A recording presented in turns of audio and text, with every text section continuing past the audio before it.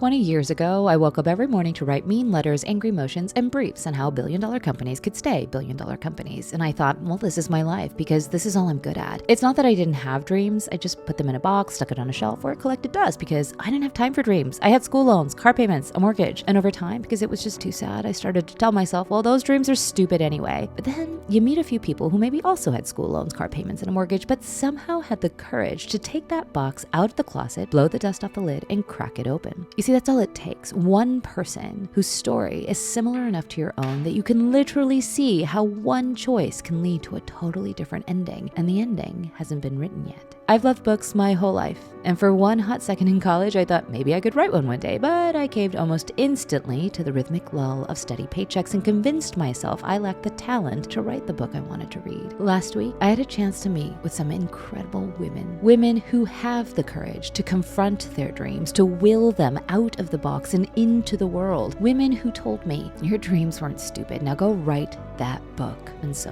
one morning in Nashville, I skipped my morning workout, stayed in my robe instead, made myself a coffee, cracked open the box, and started dreaming again.